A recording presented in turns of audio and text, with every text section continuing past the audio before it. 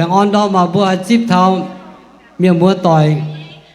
có yếu có mùa bữa y đom tự dần thật chiếu sinh tin mà cả mai ta sang nhau một bữa tỏ tôi ta sang là thôi số chỉ xin như vậy chip một bữa ta thấy bữa cho là bài đom mai như phao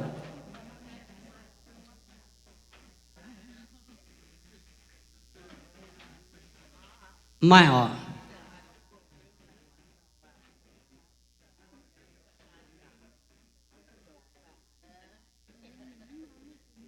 ông hay ta thằng này chốt bỏ mẹ của đun đau bận mà y lan miền ta thấy cho chun giang miền lãnh chi núi y tao miền ọ nữa thế bữa cho giang miền rồi yếm chủ con nữa bữa nữa ta chủ công như miền ọ nữa hay chủ công như nhiều lãnh chi núi y tao ọ bữa khoai chế hồ lãnh chi chiếu chiếu biểu chi bữa giờ chúng có có mùa y đó miền tu dân thật chiếu sinh tiền tài ở sinh chiếu chẳng tiết chiếu thu y bữa cút mà chăm phải mà chỗ y bữa nó là bài học chụp sinh chiếu chẳng tiết chiếu thu mà tây yếm tu tài mà tây yếm béo mà tây mình vacation mà chiếu năm tàu mình mà tây có yếu mà giúp bèn yếm béo tiêu mùn chẳng tiết khó liên được bữa thành chiến bún địa sai ham mà địa e tu chủ đủ bèn nhập bún hay lồng chí mình bún hay dân tu ta chiếu sinh tiền tài phụ sự chiếu chẳng tiết chiếu thu ô giờ mà nay tết vị nhé teamต่อ dung tập báo tranh chiếu với chiếu bùn mai sinh chiếu báo dung tranh chiếu chẳng tiết chiếu thu anh nói em ai phiên sang anhต่อ kinh sâu on như vừa là làm như nhiều bùi bùa tay anh chỉ bùi nhiều chẳng chiến lồng yếm như bùi mèn lấy chính chiếu ổ chẳng tiết chiếu thu ít chạy bùa khoa chiang hồ mà chiếu chiếu coi bùi yết dung chiếu bèn onต่อเสียเตสุบัวเอเมน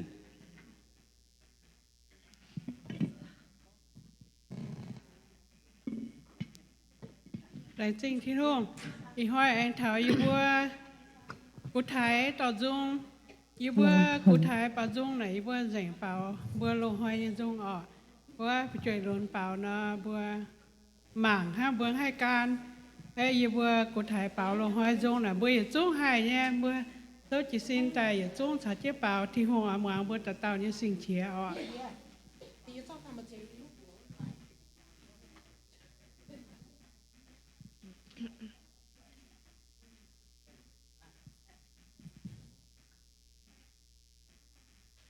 ว่าเปล่าว่าโลนห้อยมาแต่จุ้งแกงชุดเสอย่าหายว่าตะเมียนจุ้งย้ำชื่อกระเสียจุ้งหายตะเมียนเปล่าย้ำไปหลอนตีจุ้งน่ะน่าจะเก่งรู้เนี่ยอ๋อเอ๊ยยันทำตอนนั้นบัวตะตาหายเนี่ย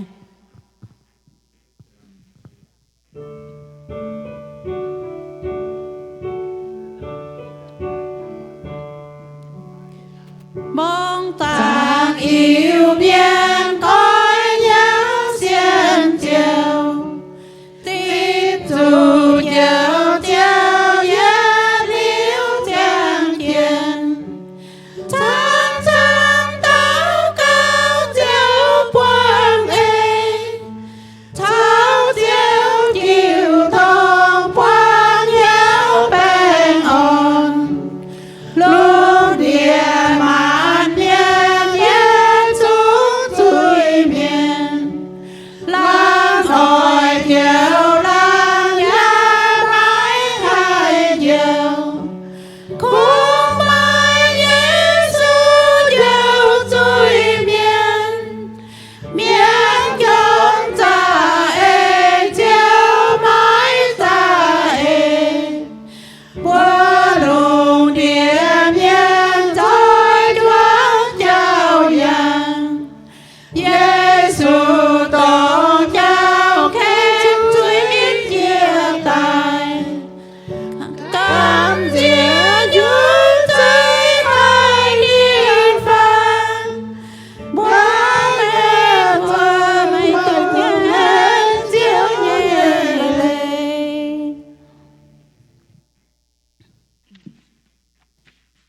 tiêu con ỏi chủ kho liên miên bỏ miên giàu bố chủ thật chiến giàu bỏ miên nhiễm bố chủ thật chiến miên nhiễm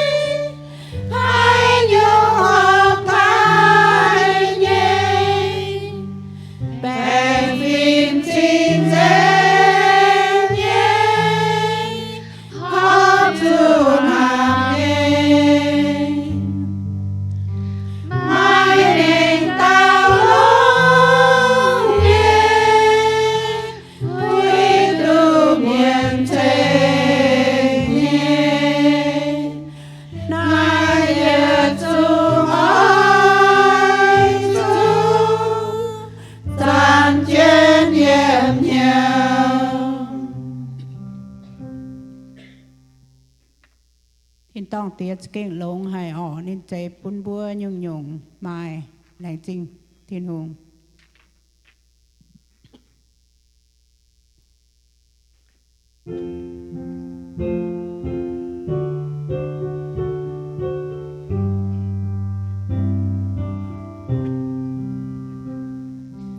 thiên tông yên trang bia chiến khó liên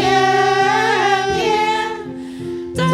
nhân hướng lời áo lộ ai buồn yên yên yên đi phù số đi chiến xuân nhau hoàng ninh ninh chùm kiến giao yên trong yên rơi đi quân nhẹ mai cho hê ý nói nhẹ nhàng không nhẹ nhàng mai cho ý nói nhẹ lời không yên sáng tiếng in hiếu tư tháng hai cao lồng yên nín hỏi yên chân sau không làm chôn tình nhau mà em lòng chơi hay nhé bè hò nhang nhà mà nói lo tôn đầy pháo đầy kiên mai thoáng yêu mai mãi lắm mai bên suối đàn viên tháng tia giá dung lòng tin buồn mai quang yên giờ đôi bàn tâm chiếu hung dù treo tun nhà mai đó yên to này nhung biang rơi choàng có yêu mai đúng không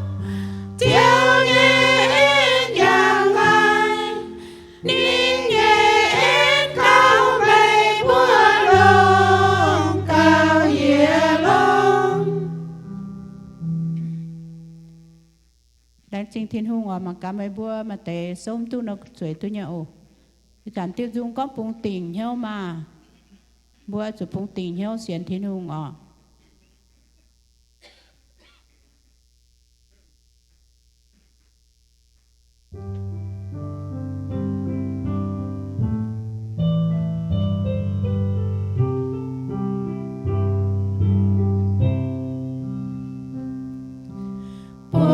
tình nhau mà thì hùng trong đi trên mây hỏi từ địa cầu to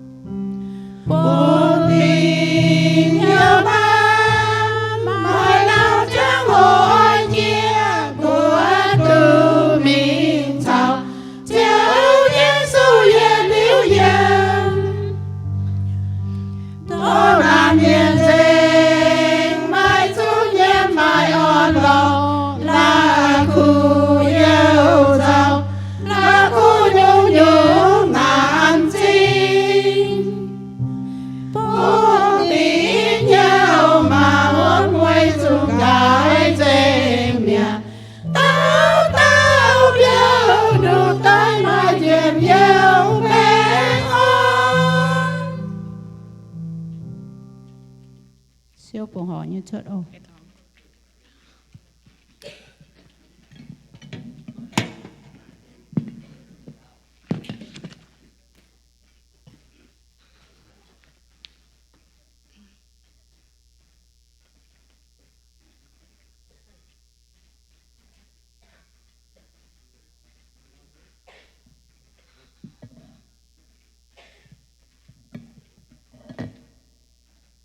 Lớp thì hoa thì hùng nghe hít khuẩn hoi thì hùng dọc tay hoi vútไปใต้เป่าdungแสงทินหง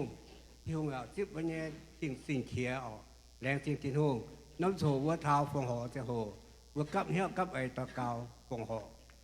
ยีเบทินหงยีเบสั่งเจียจิสูเดี๋ยวว่าไม่ตัวยีเบเสียวไม่คุ้นยีบัวนอนน้อมหอยนอนน้อมจะโหเดี๋ยวไม่ใส่บัวเอี่ยมยีบัวอินหอยบัวกับเหี้ยแต่ฟงหอจิญญาณเวทเจียวจะโกงรถที่หงสั่งเตียปุ้นเตียจิญญาณไอ้มีตัวหอบหลวงตัวหอบยังเสี้ยวยิสุกิตูยังจำเพียนตัวเสี้ยวยังโกงไอ้ตู้อย่างหลักยังเสี้ยวสุกิตูเต้งเจ้ายังบัวอาเมน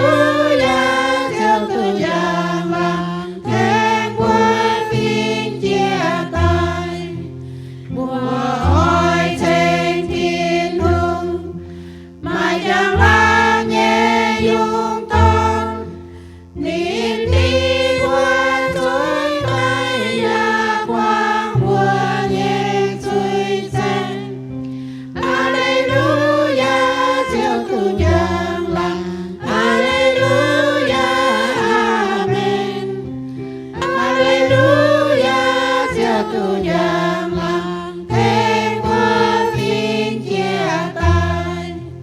thiên qua phiên chia tay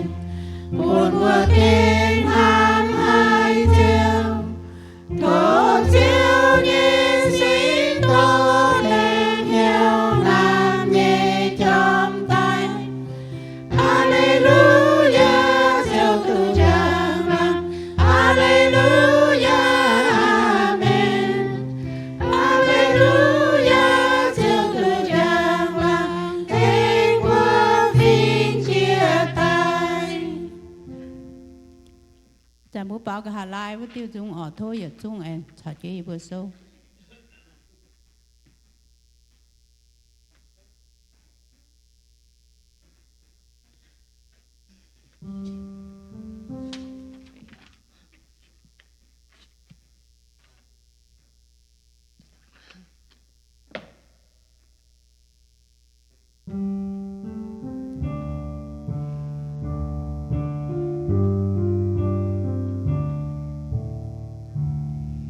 trên đàng hoa cha cho hai kén mai mai vàng kén sẽ khô nhung nhung mai bên niềm ta miếng ya mai kén mai cùng mai thì hương yêu ni yêu ta yên hoa mình ya mai khai lai lòng vàng kén cùng mai thì nụ can hàng yểm cao mai nói thì nuông hói dây lung dây đau nhung nhung ya chào trên cao mai cuốn yếm lung phải yểm đau lòng chiều bé hoa khoáng của lung đau lấy nhung xuân mà lung sáng đau liêm dây cho tài đi nuông qua kề lông hai thì nuông anh con yểm đau bé ơi chú mai miên bốn miên yểm quang mang tên tao tao miên sao chiều mai chiên thì nuông lông niên ăn nằm pháng dây tay choàng kia nhìn nhìn chính tay chuột mùa heo miền anh sẽ ba miền nhé con yểm cao ba miền buồn quang thế yểm này lùng kia ba miền chiều mai cam chia chiều đi nuông tông giấy nín mưa miền hùng ban dưới nói thín hùng lại miền to giàu đồng hãy khuyên nhau ya mai màu khi hùng trình tài tiếng rơi em chỉ ở chung thời chưa số cho nên mình bớt chip bên sang ồ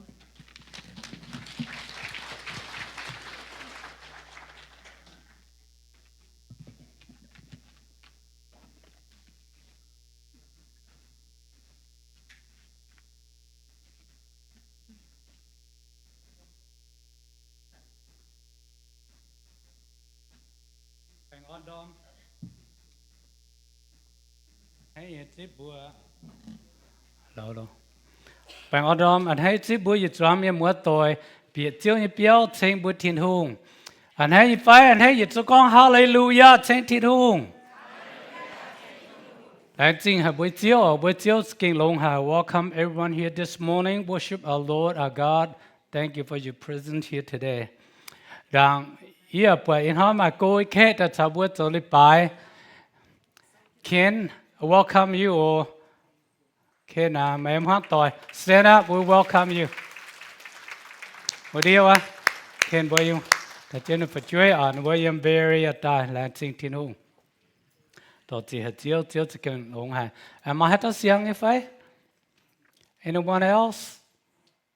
làng Sinh Thiên Hùng ở buổi là làm tôi yếm chiếu béo làng Sinh hết Thiên Hùng tổ chỉ chiếu như in hỏi nhé kinh sâu nhưว่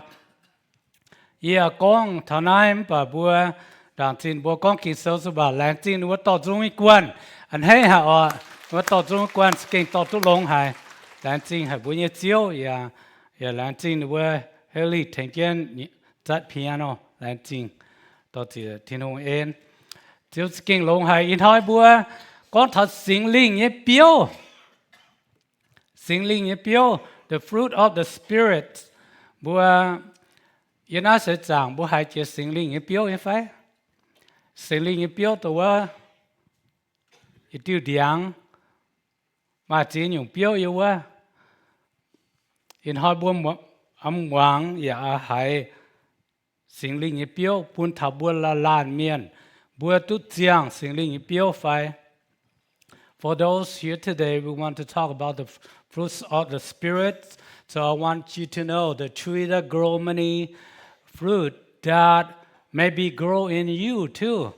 You have to learn from today which fruit you have in your life to serve God. Bố bật thật sinh linh biểu nó sẽ kinh nhé. Bởi chủ bố mai thiên hùng mai Giêsu mai sinh linh sẽ bữa cho mà giang sinh linh biểu thế như phải amen bữa la miên bữa hộ ở chỗ hộ con thật sinh linh biểu sẽ tông hay nhung yếm thảo bữa mèn everyone have to learn and to adopt this spirit the fruit of the spirit in you everyone needed bữa la miên chiếm chủ nó để biểu cái bữa cầm hết tất cả chiếu là chính thiên ông em tao chỉ chiếu kinh long hải bữa như bữa yếm chiếu chậm hiền tu bà chúng thành chiếu liu như bữa mà chiếu nhưว่าthâu chiếu sinh linh tao chỉ than chiếu nhưว่าchiếu như tổ chiếu là khoi như bữa là miền hiếu hai chip tu sinh linh như biểu yếm nhưว่าแมงlà chính trang tiêu tên Giêsu như bữa祷cáo amen.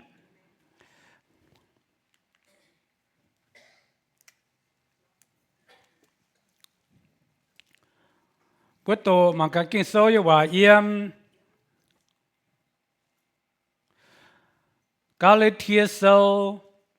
tầm trang nghi chiệp nhềm lo nghi chiệp phàm yếm bà sinh linh bún nhé sẽ bún miên mà hiếu ham miên bún miên mà dân yêu mà bèng ôn mà nòi mà hiếu khó liền miên cho lông nhé xì mà chịp chúa nhìn hiếu. But the fruit of the Spirit is love, joy, peace, forbearance, kindness, goodness, faithfulness. Cho hiếu xuân hai cún tu can nó thể hiện chung cháu như lệ lạt mai hàng gentleness, self-control. Against such things there is no law. Muốn mang thảo sinh linh biểu thiên hùng bún thảo bữa là lan miên để yết nam biểu sẽ ham bữa nhé phải tao nam biểu sẽ ham the first fruit of the Spirit is love. Ham mà cuốn hăng hải xía tu can nhện ham về can lan. Love, unconditional, sacrificial love for others. Bố con thảo ham bữa chủ là lan miên về chủ thiên hùng nhện ham sẽ hô chia bún thảo bữa ba miên thiên hùng ya bún bữa ba miên ở tu nó nòm ham yếm bùi hiếu sinh linh ở bún bữa giang kiến nhìn ham. This very important one, essential one, the fruit of Spirit God wants to give to us, that we have to have this fruit of love. Bữa in hỏi bữa hát tao, dưới chân á bữa mai nó dùng ham xuống bữa mà cả bữa mai nó biểu như phải. Hát tao mai giang ham như biểu xuống bữa mà cả. Wow, only 5, 6, 7. Nhưng mùa mà chỉ làm miền tông cha vậy này. Suốt bữa mà cả chỉ làm miền tông cha. Cầm diễm xuống. cha muốn xuống lễ cha muốn cầm diễm xuống dù có dễ quay dù bữa tông cha miên là bữa xịa yang hậu sang bữa lo bẩn bữa chay bữa tối là sẽ tông nản ham như nải bún thảo bữa ba miên bữa la miên bữa mai ở chỗ mai nôm ham sẽ có bữa sấy bữa mai na nôm ham nó biểu chẳng bữa mèn bữa nó yếm sấy sáng. How do you marry? How do you talk to girl and boy? Sẽ có mấy mai nôm ham mai nôm biểu chẳng mấy mèn mấy hang nó bên sai bên tối nha. Chỉ nôm ham nó hồ chỉ kinh số con bùa. This is the biggest love, the fruit of the Spirit. First one is love. Bùa la miên ở chỗ giang nó nôm biểu. Sẽ có bùa giang nó chỉ kinh hay bùa như mèn. Sẽ có bùa mèn mai nôm biểu mai nôm ham. Bùa nó hay giang tuổi sẽ giang nha. Kinh hàm miền muốn tỏi muốn lồng hàm ở về từ chiếu xuống hàm muốn lồng địa miền muốn nghe đồ tôn Giêsu diệt thập bám kiến xuất thế giả sụt tài. See, look at that's the biggest love God gave to us. His Son came to this world and born and died. Về từ non hàm nó kinh hồ hàm miền muốn tỏi muốn từ giang kiến muốn lan miền ở từ hồ nó non hàm yếm bùi nhẹ mèn. Amen.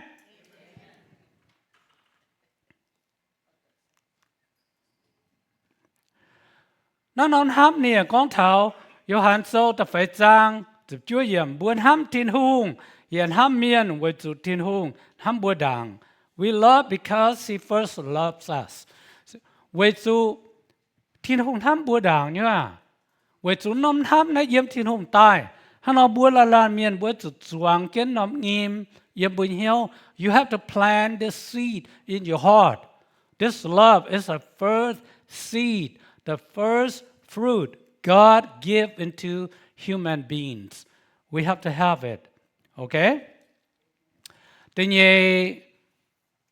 nhiên nó biểu sẽ dân yêu phải joy. Dân yêu hay hiếu lùng và anh hay. Okay? Joy is feeling a great pleasure and happiness. Bố quản em phải nó tuy nhiên nó biểu sẽเป็นdân yêu như biểu bún thảo bùa la miền bùa tu tiếp nó biểu em phải bùa chữa đau bùa hại dân yêu em phải em hỏi are you have joy coming church today mà em hỏi ta lại bài nó mà hại dân yêu em phải bùa học sự dân yêu em say này bùa xiên như su miền thiên hùng buôn chế bùa sinh linh buôn chế bùa Paulo phân sang phía đất đại kinh sâu sinh linh cho những công sinh linh buôn bùa mai dân yêu hiểu thế như phải bùa học từ dân yêu bùa chạy tàu giàu như miền bùa bên dân yêu như miền thế như phải everyone we have to have joy in your heart your life we're not sadness we're not unhappy. We should be joyful. Amen. Bữa sáng như su miền, bữa lan miền, bữa chủ giang. Tuy nhiên nó biểu sẽ dân yêu như biểu yếm bữa như mèn ồ. Sẽ có bữa mát dân yêu nó bữa chủ hộ dịp nó biểu yếm bữa mèn. Sinh dung sâu chúa chỉ tự nhiên nên con tai ma bữa oi chủ tai bảo dung thành chiếu bữa dân yêu nhé hiểu chiến tranh chiều ye bùa nhé Giêsu sẽ là biết Come and let us sing for joy to the Lord. Let us shout aloud to the rock of our salvation. Thế bùa xiên Giêsu miền nó bùa họp sự dân yêu với sự bùa tu mà dấu en em bùa Chúa Giêsu bùa tu dấu en bùa tu dấu bùa họp sự dân yêu có thể như vậy. Hát tao sẽ xem dân yêu phải. Bữa sẽ có yết dân yêu như miền. Amen. Bữa hạ con tôi phải. Bữa xiên Giêsu miền có yết sẽ kênh dân yêu hay. Bữa kênh dân yêu hay. Mà hát tao có yết xiên Giêsu miền. Yết giàu hay. Muốn con hà. See the opposite. Sẽ có Giêsu miền giàu hài nó nhưng mà chân nhiều ya hài à. Giêsu số buồn chưa bùa chân nhiều ya hài. Where is the joy?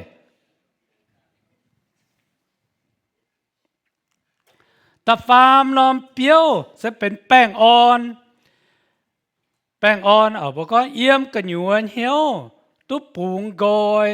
ไม่หายหยุ่งละเหนียว peace inner freedom from disturbance สิบัว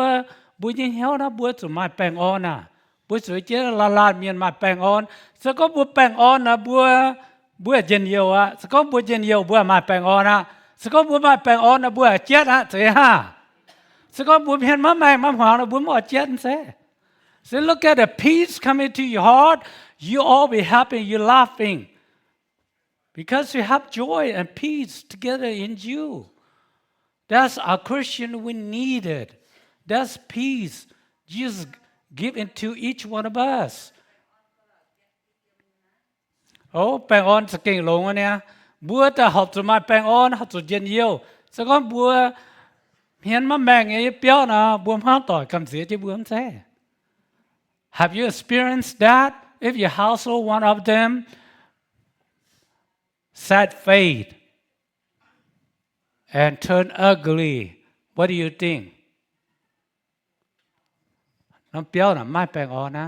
สก้องบัวเฮียนมะแมงมะหวางน่ะบัวไม่แปลงอ่อนอ่ะบัวแปลงอ่อนน่ะเฮียนจุดยางเนี่ยเย็บที่โน่นจุดเฮียนจิ้วสู่กองเนี่ยฟ้าลงเจ้าหูเนี่ยปุ่นแปลงอ่อนบัวจะยังไงยูฮันโซจะไปสร้างอิทธิเอี่ยมนี่ก็ I give you peace this peace is in you จิ้วสู่ในฟ้าลงเจ้าหูในปุ่นแปลงอ่อนบัวน้ำแปลงอ่อนเยี่ยมจะบุญเหี่ยวบัวมาเจนเยี่ยวมันใจนี่ฟ้าลุงป่ะในปุ่นสิงลิงถ้าบัวเยี่ยมนี่ก็ในสิงลิงจะแปลงอ่อนปุ่นบัวว่า peace บัวเปิดในฟ้าแปลงอ่อนนะบัวลาเมียนบัวจุดหมายแปลงอ่อนป่ะยินห้อยนะบัวลงเดียบเพราะจามแปลงอ่อนอ๋อบัวเปิดในฟ้าเพราะจ่ายเนี่ยจะโหนะไม่แปลงอ่อนโอ้มีหมดตัวอ่ะเจ้าจะเยี่ยมสก้องบัวเนี่ยมาต่อยมาตามเป็นตองแปลงนะบัวหันแปลงอ่อนเฉยยังไงบัวเจ้าบัดเทียนหูก้องบัวกุนมาแปลงอ่อนบัวสุนิสาบัวเยี่ยมเสียบัวเนี่ยตอนไปบัวเสียมีตองแปลงบัดเทียนหูสานิตองเยี่ยมปุ่นนี่มาแปลงอ่อนเนี่ยอยู่นะเฉยยังไงบัวจุดจังทนายอ่ะยังไงสามีเสาตลุจางงี้จะรวยเยี่ยมในกองโทเสียวเพียนหมางไม่ปุ่นไม่มาแปลงอ่อน see the Lord turn His face towards you and give you peace say สก็บุญปุ่นที่ทุ่งเสียวคุณบุญเหี้ยวนะบุญคุณที่หายบัวมาแปลงอ่อนเนี่ยบัวเยี่ยมบ่จ่าตองบัวมาแปลงอ่อนเนี่ยบัวจุดที่ทุ่งสาบัวเยี่ยมใจยังไฟบัวเยี่ยมเขาหนาเนี่ยตองบัวมาแปลงอ่อนเนี่ยบัวจุดเสียวสาบัวเยี่ยม we knew that because God with us, God live with us, God live inside of us, we always have peace no matter what. Are you agree? Mới xiên này phải? Amen. Ta phải nắm piêu. Mai nói ô, nóm nó thế nhé. Em mua mai nói nó mà thế nhé. Mua mang cả. Mà cha tia tu hình nhân miền phải sĩ tao giáo mấy chia xếp patient ability to endure difficult people or situation without anger mà hát tao nó con nom na yếm bà như nhá con thầu bố con mai nổi na skin nhô chú na con hát tao hát làm miền này ý xiên nhá miền Sam biểu tới cái xe hàng con muốn tiêm tu Hà Nội mai con thầu mai nói na vừa hết tiêu bữa mình sau đi bài toán là bữa học từ sách thế ha you hear that church facility here we're meeting together we're supposed to be quiet right ตัวบุปผาจงเจ้าหัวนะบุ้มมาสู่เสกหล่อช่วยเป็นบุญหนาวใจฮะเจ้าหน้าต่อตรงเมียนช่วยเป็นบุญปิวใจ Sinh thiên hùng sẽ ha. Amen. Bà bố hoàng tổ sẽ hồ đó bố tụi xích sẽ ha. Amen. Bố tụi mai nổi à. Nóm nổi nó bố xiên Giê-xu miền bố tụi mai. Hoàng tổ sẽ hồ bố tụi xích. Tụi khô. Bố hoàng cả nai không? Bố hay như phải. Sẽ có bố mỗi phone đốt. Kling tao nó tao quyển dẫn dành. Mà cái mê. Sẽ có phone bùi nó quyển dẫn mà thôi mày. Bố hàm hiên chom dẫn thế. Sẽ có yếm như phone bùi nó. Miền quyển dẫn là mạng yếm nó kể xe yếm mãi hiên nó nhá. Bố chủ chẳng cái patient nó bố chủ mà nói nhá. Tao chủ phone bùi nó bố chẳng chủ. Ô bố đàn chủ cần tao nè nó. Bố chủ các cát bụng. Quân chết ở. Mấy cái này tao nó bố hiếu nha. Bố chẳng có thằng nào là bụng yếm hiếu tụi mình lại bài ở. Mình thảo thật chết rồi nên bài học chứ cùng à nghe tại nhiễm vậy có ô cũng còn xây mà nó cái hết cho mấy cái mạng cho gì gì ai u nó trở hiệu tổng à liềm hiu hòa mà hai con nhá xin chỉ nhân có cũng chết nè tu hành nhau na hiu hệ cũng biểu nha ý là tu yết chủ biểu à biểu hiệu gì hiu chỉ là bút đàn rồi nó bút hiểu bút cũng biểu gọi na you see that patient nam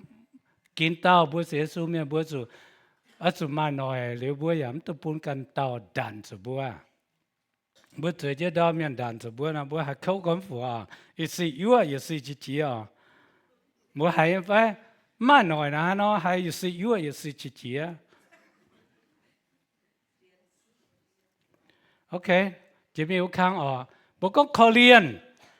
แต่น้ำเปียวคอเรียนโอไม่ยุ่งใจจัวเมียนเนี่ยเที่ยวหลงเนี่ยชาวเมียนบอกก็ kindness the quality of being friendly generous toward others kindness นะจะหลงนะจะกุศลนะไปข้างอ่านโยงข้างนั้นอยู่บัวก็ kindness เท่าทับ mercy ตัววิจว่ากันจะมิง Korean บัวก็ kindness mercy ตัววิจว่าอีจว่าฟินห้างเนี่ย Korean เนี่ยเช่านะบัวพงเหบัวปวดเมียนดอดนานบัวสู่ Korean เมียนปวดเมียนจมตู้เนียนบัวสู่จบบัวเมียนเนียนเมียนคุยเยี่ยมบัวเมียนดอกเจียบัวสู่เคนเมียนฟ้าวตรงนั้น kindness ซึ่งเจียวว่านะบัวเมียนว่าก็ Korean นะโอเคบัวมา Korean เนี่ยเหี้ยวยังไงบัวสวยจังนะบัวมายังไงยี่เสียนก็เทียนหงปุ่นบัวละลานเมียนมานะอย่างเหี้ยวบัวเอาตุเจ้า kindness ซึ่งเจียวว่านะบัวก็ Korean เนี่ยเหี้ยวนะจั่วบัวกูตาเนี่ยหอยบัวอ่อยบัวฝัดช่วย Korean บัวจะยังไงWhen you're getting older, you need your children to have kindness toward you. Bữa con như vậy, tông cố tay nhất cho hồ na, nếu mà tên nếu hiếu à, mà hàng đồ na, xíu mà thằng tu miền chia bê cái tiền na nếu hàng gom mua na, bữa con bữa là lan miền bữa chủ chiếm chủได้เขาเรียนเองhiếu, bữa cố tay nhất cho hồ na, mà cho hồตัวเมียน่ะอาจจะลงเต้นหน่อยอาไปช่วยอาจจะมาแต่เขาเรียนเหี้ยวบัวจินตาเจ้าตู้เม่งแปะเนี่ยน่าสะอาดเนี่ยเขาเรียนเหี้ยวนะมันใจหงเหบัวสิกองบัวมาเขาเรียนเหี้ยวนะเมียงโกแต่น่ะบัวโกมตู้หล่อใจห่ามาเจียตาเมียงก็โกแต่น่ะเยี่ยตาไม่สาวเจียนเยี่ยมห้างน่ะเนี่ยไปช่วยน้ำท่ามเยี่ยน่ะมัวหายยังฟ้าบัวมีสัจเจียนเยี่ยมเนี่ยไฟสัจเจียนเยี่ยมน่ะยี่บัวกองที่โกปุ่นบัวหวานมายี่ไม่มาเมียนโกเมียนไม่เท่านี่ก็เจ้าอาโทมาเขาเรียนยี่บัวยี่ไปช่วยต่อยี่จวนนะยี่ขายเยี่ยมตัวไหนอาตายหาเจียนตาเที่ยวก็เที่ยวจนปุ่นตะกันเนี่ยนะย่ามปัวจีตายยี่ก็เสเยี่ยมไม่ตู้ต่างนะคุณอยากแต่จัวกายเขาก็ฝัวนะchẳng rồi biểu hàng khu hayว่าhàng nói gì con buồn kindness na bùa hoang tỏi na bùa ấy chủ mà khó liền đến nhau thiên hùng buôn bùa tai cuốn cổ lún bùa chủ mà hồ khó liền đến nhau yếm bùa nhà mèng ta thiết ta lùa ô dấu lông bố con goodness na ô yếm sẽ giảng dấu khu miền to lấy nhà miền ya dấu họp nhà cháu hăng the quality of moral good, integrity, and righteousness in action. See? Dấu lông nắm bà hả? Dấu lông là ta hăng tế chàng bố con khó liền miền ná. Tống tế lấy tài á, dấu lông nắm không hề á.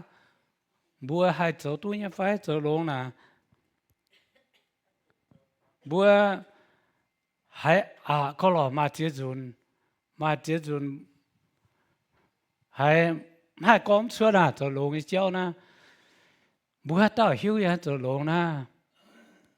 nhớ ổ như buồn bùa ổ mai hông sẽ hết dấu bà bùa chút dấu nhé nó sẽ bị nó biểu thiên hùng buồn bùa ta sinh sống dấu ý bếp phải chìm mình con chiếu dấu lông buồn màn miền nên ya khó liên nên dây tai nhé ya chung The Lord is good to all. He has compassion on all he has made. Vậy phải bùi thiên hùng là nên dấu lông buồn bùa lông đĩa miền dấu lông buồn bùa màn miền bùa hai dấu lông buồn bùa như phát tỏi vậy nhá rồi ba bùa phải chơi con lông xiang chia bùa mãi tu buồn tu như vậy nhá rồi ba phải chơi tổ bà sâu không tu ha bùa làng cái bùa làng mà trả chia bùa nên tổ bà thấu nói bùa chỗ cú xì là bùa là khu em phải nhá bùa quảng em phảiว่าจันมาแต่ละคู่มีก้อนตองมิงด้วยไม่ตัวโซ่ฮะหรออาจารย์แต่มาปุ่นไม่เนี่ยปุ่นมาทิพปุ่นไม่ด่านนอนรถทิพด้วยนะเสียบุก็จะคู่สีนะมุ่งเหฮะนอทินหงนี่จะลงเนี่ยปุ่นทับบุลงเดียเมียนบัวจะให้จะลงปุ่นทับบุช่วยปุ่มห้างต่อยแต่เชียดhiểu chính ồ muốn mà luôn khang anh cao chiaแต่เชียนน้ำเปียวอันhiểu chính bằng tu chủ bùng tu hiểu cháu diệp chúa bùng thiên hùng cháu căn tế miền faithfulness reliability trustworthiness and loyalty of God and others khang anh cao chia cháu hiểu chính kinh ha bữa chân y con buồn bùa y tông cha chia hồ y con y làng hòa thảo nhẹ nhẹ mười tông nữa y làng hòa y con y lồng trên mây y lẽ rồi nhớ gì nghe nè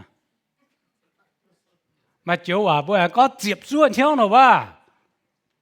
mà hai ta mua làng buồn bùa nhẹ chuối phải số chết dùm phiền làng tôi nhớ gì nghe bớt xía bữa mảng bớt miếng áo bữa đốt chân con mua làng rồi em phải nhá hiếu chính làm hung hề nhá mua mà tâm trả toán rồi tu xuống bữa mà cả giật tao làm mai nhưng mua xía miền hát tao rồi tu hiếu chính tỏi mua em trả toán xuống cả xía ôm xía sáng tạo tôi bái đam bữa cả chào tao cái nôm nhà hồ yếm ngoan hòa thế hết chính làm không hề ai con bữa chia miền con áo bữa nó bữa con lên tế hòa tuy lò nó à tu ổ yêu bữa thiên hùng bữa nhá ổ bữa pin cho mang lồng hoang khó sẽ con bà thiên hùng hay nhá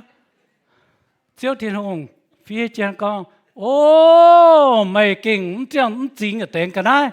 phía trên xem cả bữa thảo thiên hùng rồi mấy năm bữa bữa xuống bữa con faithfulness that's not easy but we have to do it ok bữa ở tụt dầu nha nó sẽ nhớ chuyện cái cháu à bữa em mang thao sinh dung bé chìm chìm này con chìm xuống ham nhà cháu cháu nhớ chuyện nhà cháu ôi phang buông bèn phim cháu bèn on ôi zoom giả love and faithfulness meet together righteousness and peace kiss each other see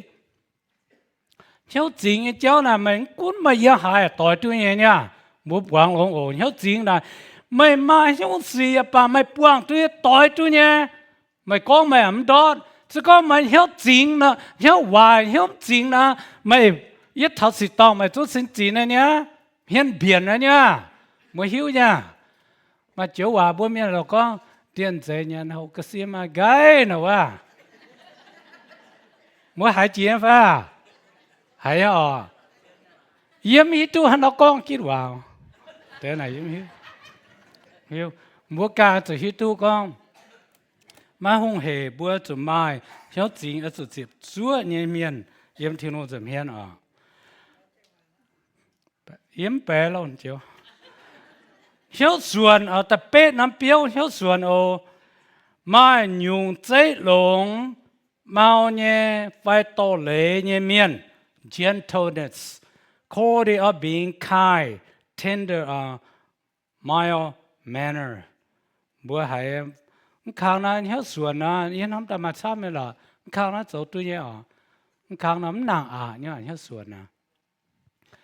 khang na bữa tụi con tham mà chỉ tao thoát tên hiểu xuân nha mà tem chẳng to na liềm áo zum hai hẻm chỉ à cũng có nữa ok mà nhiều miền nữa nha thế là mai chân chả mai chân chả thế là nhớ mau nhớ nhớ xuân thế là mai là ok chế minh yếm na proverb này con nhớ xuân nhớ hòa tao buôn chỉ nhớ giáo phiêu bà lồng chiếu nhớ hòa chúa miền chỉ a gentle answer turns away wrath, but a harsh word stir up anger. See, sẽ có bấm ỏi danh chả im hoang cả nhiều năm của ta sẽ có là tôi à, rồi ha, áo con nhá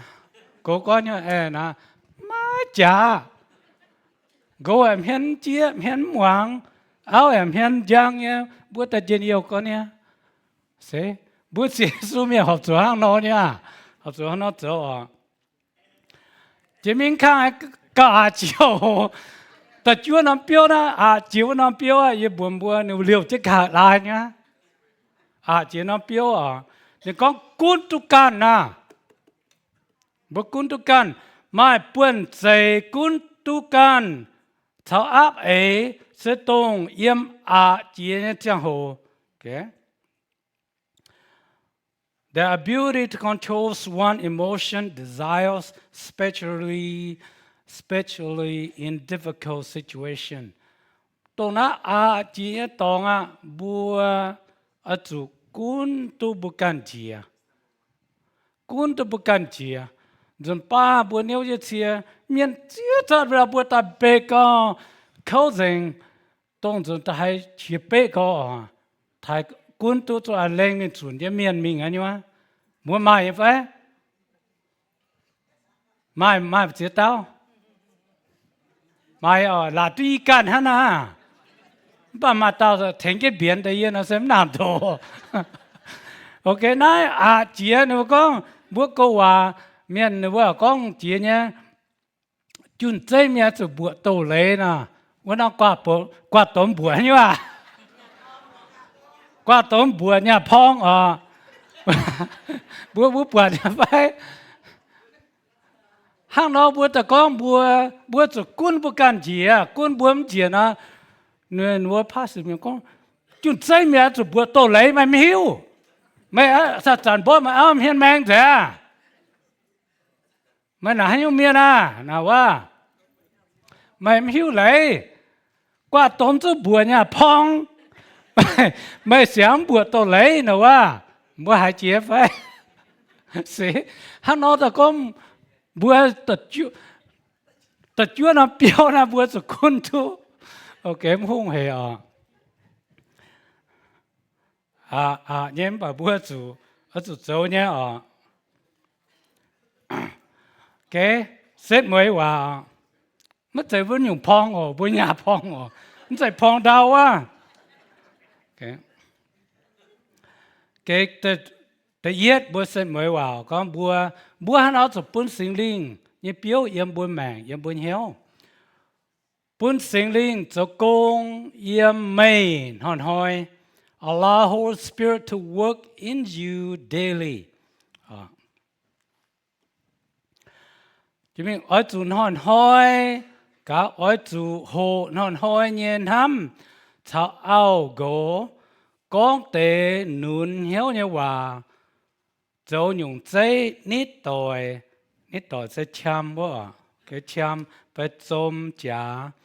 ชาวเทงจะ用ป้าไฟเนี่ยกง practicing daily love with a spouse such as giving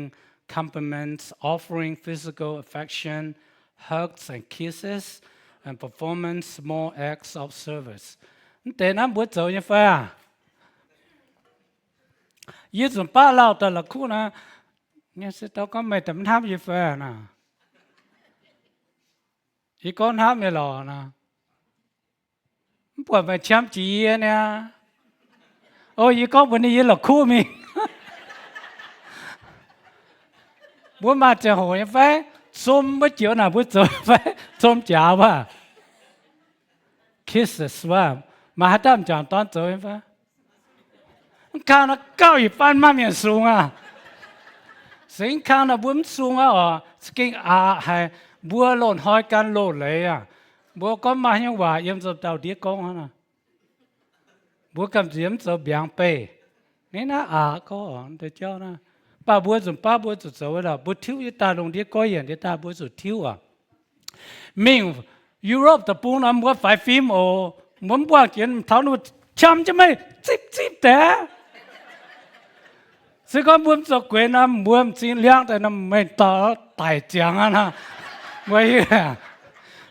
บัวจะมิ่งเลยนะบัวจะหิวตู้ซึ่งก็บุ้มหิวมีเท่าน้ำบัวจนได้ตั้งน้ำบ่อจามเห็นแมงเสียห้างนอป่ายันน้ำไม่กลัวแต่ปุงบัว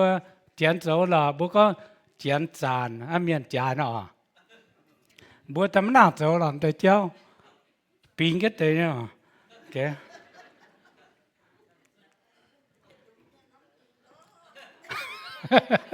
เมียนรู้เมียนน้ำหลงอ่ะกูน่ะโอเคตะฟ้ามโอนหอนห้อยตะเกาหลอทินหุงปุ่นหัดเจียงเปียวเยี่ยมไม่เนี่ยแมง Pray daily ask God to grow specific fruits in your life บัวหนอนห้อยสุดโทษทินหุงบัวหัดเจียงนั่นอยู่เปียวอ่ะแต่เฟยกุนเจนกันปุ่นสิงลิงเยียนตายกินเนี่ยเจ้าเจ้าเนี่ยสิ surrender control let the Holy Spirit guide your choices and reactions นะบัวนอนห้อยบัวปังสิงลิงเนี่ยชาถึงจะบัวให้เจ้าตัวนี่ถึงข้างเยี่ยนายกันบัวต้องหัดเต้าเมียนะมาบัวลานเมียนแต่เท้าอย่าน้ำเปี้ยวเท้าแกงด่างกองยี่บัวปัวลานเมียนโซจะนายเปียวเจียวมาบัวกินตู้ยินอยู่ฮะบัวหลังกินฮะน้องกินห้ำไปกินแปงอ่อนไปกินทิ้งหงบัวสูงปวมปูสูงมากันบัวหลังกินห้ำไป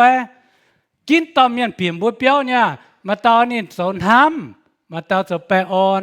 มาตอนจะทิ้งหงบัวปวงบัวกินให้ยงเต้าก่อนบัวกินให้ยงเยี่ยมที่ตัวยงเหลียวในกินให้ยงฮะก่อนยงเหลียวกินให้ยงสักก้อนบัวห้าต่อยมันห้ามหน่อยบัวสุกินห้ามมากินให้ยงปูนี้โอเค good ฮัตเต้าก้อนกินทิ้งหุงห้าง sẽ có mua kín thiên hùng nó mua tu dễ à mua kín ham nó yếm sẽ giảm mua con tu ham hang kín bèn on mua con tu bèn on hang bà mua kín thiên hùng nó mua tu dễ à nháแต่ดัวnhung mua tu dễ à ô sẽ có mua kín thiên hùng nó mua bữa này phải đua nhung na mua tu dễ à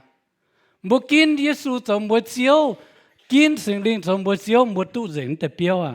mua mà thiên hùng mua mà dễ dễ phải amenสิคอมบุกินห้ามนะบุคงตุนห้ามห้างบ่บุกินทิ้งหงเปียบัวเปียวเปียบัวแมงนะบัวตุเจนแต่เอเมนบัวหายอินหอยคุเฟียนแต่ดัวหยงเปียวบัวหายแทงตุ้มบัวยังไงเอเมนแทงตุ้มนาบัวจงโซจะสินตะกาวโอบัวจนเป็นบัวจางแก่บัวจุโหนแต่ดัวหยงเปียวจางบัวยังแมง